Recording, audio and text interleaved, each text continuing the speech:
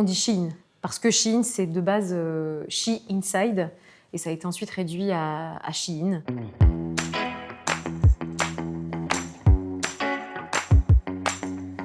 Il y a peut-être 5 ans, personne ne connaissait Shein, et aujourd'hui, c'est un nom qui est connu de beaucoup de Français et qui divise même la France. Donc c'est la raison pour laquelle on a voulu enquêter et en savoir un peu plus sur cette entreprise. En fait, ce qui a été difficile, c'était d'avoir des informations de l'entreprise. C'est une entreprise très opaque, qui n'a pas vraiment envie de donner ses secrets de fabrication. Les gens ont aussi peur de parler, en fait, parce que, par exemple, en Chine, c'est très compliqué aujourd'hui d'aller interviewer des ouvriers ou des salariés qui ont pu travailler pour Shein. C'est quand même assez verrouillé, donc il faut pouvoir trouver les informations, les vérifier, etc.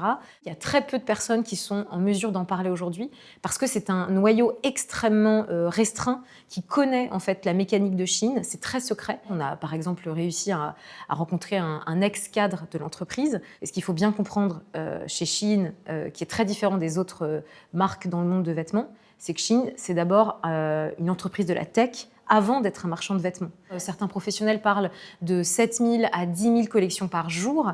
Et tout ça, évidemment, ça interroge, parce qu'on se dit, est-ce que techniquement des humains sont capables de le faire?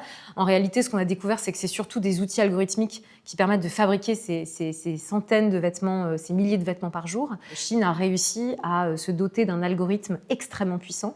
Aujourd'hui, en Europe, on n'est pas capable de reproduire le même algorithme. Donc, ils ont, selon certains professionnels, entre 5 et 7 ans d'avance. Je pense qu'il y a beaucoup de gens aujourd'hui qui s'interrogent, beaucoup de Français aussi, par rapport aux récentes polémiques qu'il y a pu avoir sur ces poupées pédopornographiques ou même les armes vendues.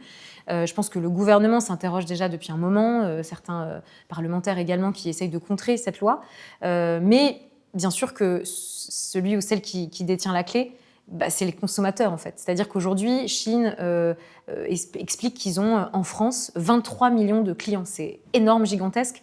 Et donc évidemment qu'aujourd'hui, si cette force de frappe-là n'existe plus, l'entreprise, en quelque sorte, serait aussi très limitée. En fait, au-delà des lois qui pourraient être mises en place pour pouvoir limiter Shein, il y a aussi une question de consommateur. Et je pense que c'est important que le consommateur connaisse les fabrications, le lobbying aussi qu'il y a derrière, comment Shein parvient à justement fédérer des clients. En fait, tout ça, c'est très pensé, c'est très réfléchi en amont.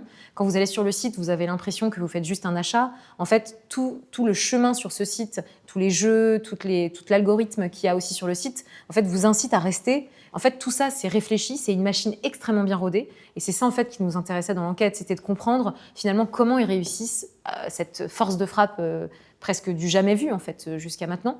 Et en fait, on comprend que tout ça, c'est une stratégie extrêmement bien rodée et que, finalement, à travers des outils algorithmiques, à travers aussi leur pression parfois politique, ils arrivent à obtenir une place beaucoup plus grande en France. Et c'est d'ailleurs la France un des pays clés pour Shein, et donc ils veulent encore plus gagner des parts de marché en France dans le futur.